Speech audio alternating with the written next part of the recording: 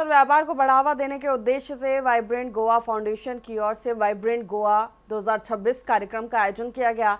पणजी स्थित फर्न्स कदम्बा में आयोजित इस कार्यक्रम में कारोबार, निर्यात और नए व्यावसायिक अवसरों को लेकर महत्वपूर्ण चर्चा हुई। कार्यक्रम का मुख्य उद्देश्य गोवा के कारोबारियों को एक मंच पर लाना, नए निवेश के अवसर तलाशना और स्थानीय व्यापार को वैश्विक बाजार से जोड़ना रहा। कार्यक्रम की शुरुआत रजिस्ट्रेशन और ओपन नेटवर्किंग से हुई। इसके बाद एक्सपोर्ट मास्टर क्लास का आयोजन किया गया, जिसमें अजीत शाह ने प्रतिभागियों को व्यापार और निर्यात से जुड़ी महत्वपूर्ण जानकारी और व्यावहारिक टिप्स दिए। इस प्री सेशन में कारोबार को बेहतर तरीके से आगे बढ़ाने, नए बाजारों की पहचान करने और निर्यात के अवसरों का लाभ उठाने से जुड़े पहलुओं पर मार्गदर्शन दिया गया। कार्यक्रम के दौरान गोवा में निवेश और व्यापार की संभावनाओं पर भी जोर दिया गया। विभिन्न संस्था और कारोबारी संगठनों के बीच MOU साइनिंग सेरेमनी आयोजित हुई, जिससे भविष्य में नए बिजनेस पार्टनरशिप और सहयोग की संभावनाएं मजबूत होने की उम्मीद है। इसके अलावा चैंपियन एक्सपोर्टर्स, एक्सपोर्ट एडवाइजर और मेंटर का परिचय कराया गया। कार्यक्रम में बिजनेस गोवा के 17वें वर्ष के शुभारंभ और बिजनेस गोवा के नए अंक के जारी होने की भी जानकारी दी गई। अतिथियों के संबोधन में गोवा को वैश्विक व्यापार के केंद्र के रूप में आगे बढ़ाने और कारोबारियों के लिए नए अवसर तैयार करने पर विशेष जोर दिया गया। कार्यक्रम का समापन धन्यवाद ज्ञापन के साथ हुआ। इस कार्यक्रम में मुख्य अतिथि के रूप में गोवा के उद्योग एवं परिवहन मंत्री मोविन गुडिन्हो, MIT विश्व शांति विश्वविद्यालय पुणे के उपाध्यक्ष राहुल कराड़, पर्यावरण वैज्ञानिक और विशेषज्ञ वॉल्टर लील ने भी शिरकत की। We are very happy to associate with Goa Vibrant Foundation and join hands in supporting. They are about we being World Trade Center associated with the World Trade Center New York. There are 330 World Trade Centers in about 100 countries, and we are membership of over 1 million given across the globe. Besides that, in India we have more than 24 World Trade Centers. Of course, there are about few which are active. There is about 10 to 12.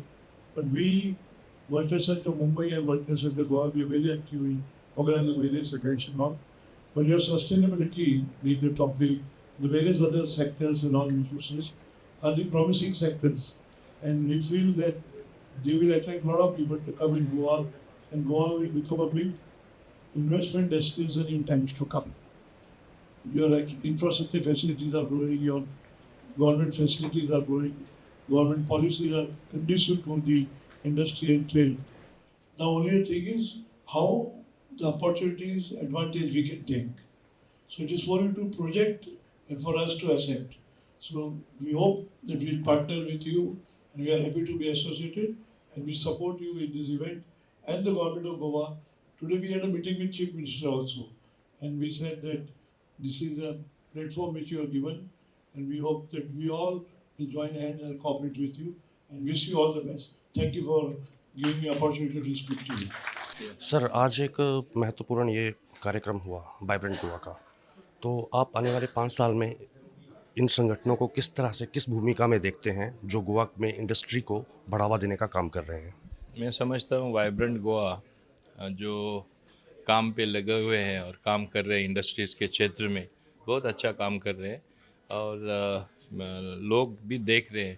पहली बार जब सरकार ने जो policies लिया है, ease of doing business, new industrial policy, logistics और where housing policy, जब नया पॉलिसी लिया गया तो फ़ायदा उठाने के लिए कोई ना कोई इंडस्ट्रीज़ को बुलाना चाहिए, उनको जानकारी देना चाहिए, एक प्लेटफॉर्म देना चाहिए। और इनका जो इंटरनेशनल जो इवेंट होने जा रहा है, कॉन्फ्रेंस 29, 30, 31 अक्टूबर, ये उसके पहले आज उनका ये प्रिपरेशन जैसा है। और इस प्रिपरेशन में जो इतने जाने माने लोग जो कंट्रीब्यूट कर सकते हैं, कुछ अच्छा मतलब योगदान दे सकते हैं, उनको बुलाकर मैं समझता हूँ एक ऐसा प्लेटफॉर्म तैयार किया गया।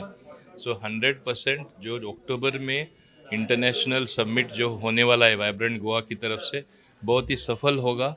बहुत सारे लोग आएंगे, बहुत सारे कंट्रीज से, और जो कोलैबोरेशन होगा, पार्टनरशिप होगा, सबके लिए फ़ायदेमंद होगा और इंडस्ट्री भी बढ़ जाएगा। और गोवा का नाम जो ऑलरेडी हम लोग कहते हैं नंबर 1 स्टेट प्रगति के लिए, इंडस्ट्रीज़ के लिए, इंडस्ट्रियल सेक्टर में मैं चाहता हूँ कि नंबर 1 हो जाए। जैसे कि वाइब्रेंट गोवा मतलब इन्वेस्टर्स को काफ़ी आगे ले जाने में सहायता करता है और काफ़ी मतलब उसको सपोर्ट भी करता है। तो आप आने वाले 5 सालों में क्या इसको किस तरह से देखते हैं? नहीं, मुझे बड़ी खुशी हुई आज यहाँ इस वाइब्रेंट गोवा का जो इनिशिएटिव और उसमें कॉन्फेडरेशन ऑफ एंटरप्रेन्योर्स जो एनआरआई एंटरप्रेन्योर्स गोवा की जो है उनका सबका ये तीसरा कन्वेंशन होने जा रहा है अक्टूबर में, मुझे बताया गया। तो उसका प्रील्यूड फंक्शन यहाँ पे आज था।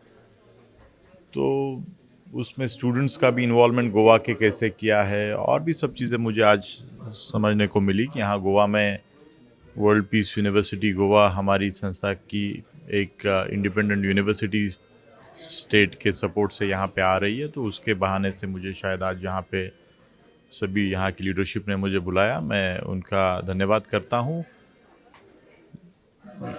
Most important is I think any such gathering is important for the future co-creation. I think when people come together, things evolve, as we know fundamentally. So,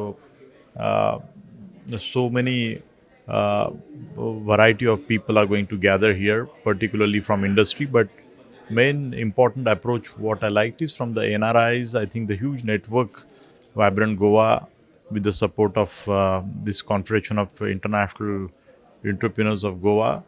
This is something which I feel this amalgamation is so important because all over the world, such a huge number of NRIs from different states of the country, they have migrated last post-independence and much before that also. तो ये बहुत मुझे लगता है कि एक अपने आप में एक ये जो 15,000 का लास्ट टाइम शायद उससे भी ज़्यादा लोग उस वक़्त इसमें पार्टिसिपेट किए थे, ऐसा मुझे बताया गया। और ये जो एडिशन होने जा रही है उसमें मैं समझता हूँ कि जिस तरीके का एक आयोजन इसका और प्लानिंग में देख रहा हूँ तो इसमें बहुत अच्छा रिस्पांस आने वाले समय में भी मिलेगा। और मैं शिक्षण संस्था की तरफ से हमारा जो भी इसमें सहयोग कंट्रीब्यूशन हो सकता है वो करने के लिए, बिकॉज़ मैं मेरे अभी के भाषण में भी मैंने यहाँ बोला कि कोई भी इंस्टीट्यूशन और यूनिवर्सिटी सिस्टम जब चलती है तो स्टूडेंट्स पास आउट होते हैं, कॉर्पोरेट में जाते हैं, एंटरप्रेन्योरशिप में जाते हैं, किसी भी एरिया में जाते हैं, तो our output is in a way is a industries input. Yes, I'm very happy to be here in Goa. Our new university, the World Peace University Goa, is being established here. We are building our campus in Tivin. We're going to have a set of study programs on engineering, on science, psychology, and design. We want to train the next generation of leaders. We already started in October this year with a doctoral program. We're now selecting doctoral students and look forward to engaging with the local community, also developing local projects. We're also very proud of our collaboration with Vibrant Goa, with which we organize next year the Goa Global Sustainability Summit to be organized here with delegates from India and from around the world. We are very happy as WPU Goa to be setting ourselves a basis here in this beautiful state. A university, a brand new university, is building now its campus in Tivin, here in Goa. And we want to provide a high-level teaching to our students based on the principles of sustainability and also transdisciplinarity.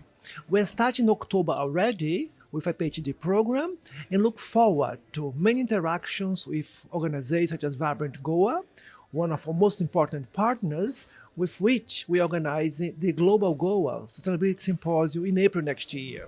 So very happy to collaborate with Vibrant Goa in this wonderful partnership.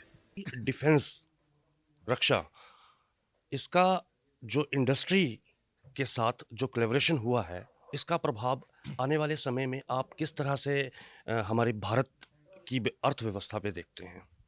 देखिए, बड़ा ही अच्छा सवाल आपने पूछा है।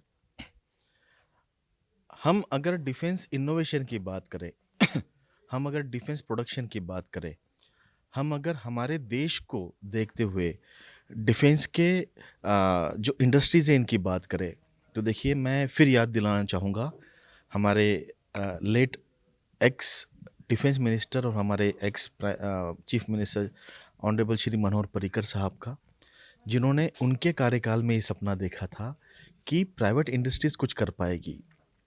आज वो दिन देखिए और आज ये दिन देखिए, कहाँ पर 340 करोड़ का जो है हमारा बजट हुआ करता था डिफेंस का, और कहाँ 3,64,000 करोड़ के ऊपर का बजट आज हुआ है।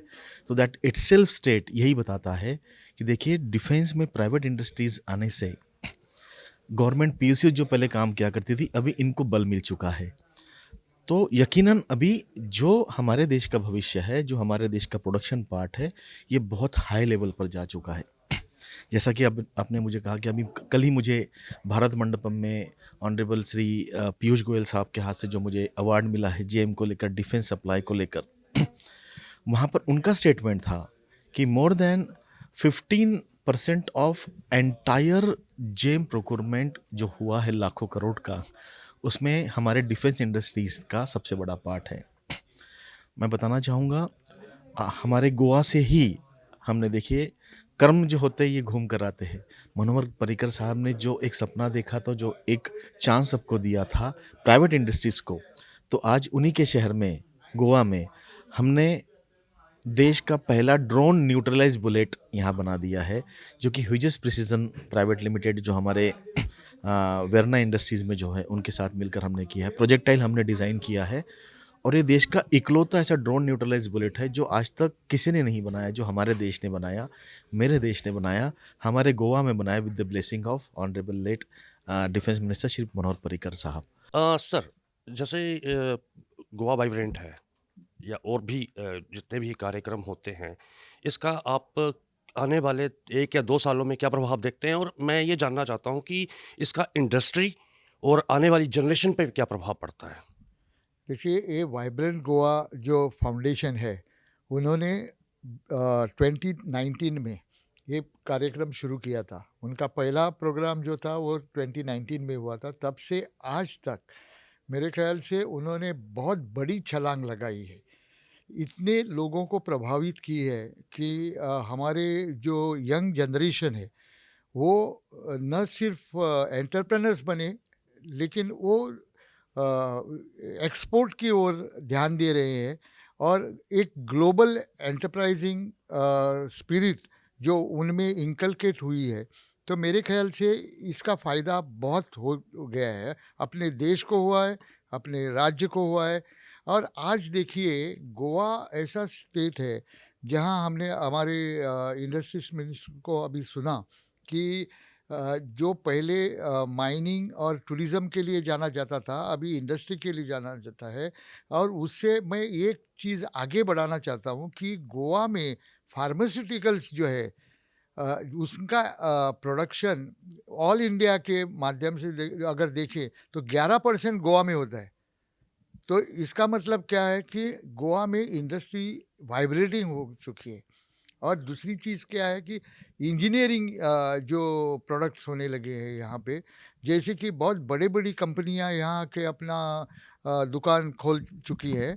कंस्ट्रक्शन मशीनरी है, बाकी प्रोडक्शन के लिए जो प्रोसेस मशीनरी होती है वो है। तो मेरे ख्याल से गोवा आगे बढ़ रहा है। और ये जैसे इवेंट्स होते हैं ना, ये वाइब्रेंट गोवा के जैसे कुक्स जैसे इवेंट्स होते हैं, तो वो एक मोटिवेशन देते हैं हमारे यंग जनरेशन को। और जो मीडिया आपकी तरफ, जो आपके माध्यम से लोग देख रहे हैं, उनको भी एक इंस्पिरेशन आता है कि हम भी कुछ कर सकते हैं, हमारे लिए भी कुछ मौका है। और इसके कारण मेरे ख्याल से अभी अपॉर्चुनिटी भी बहुत है।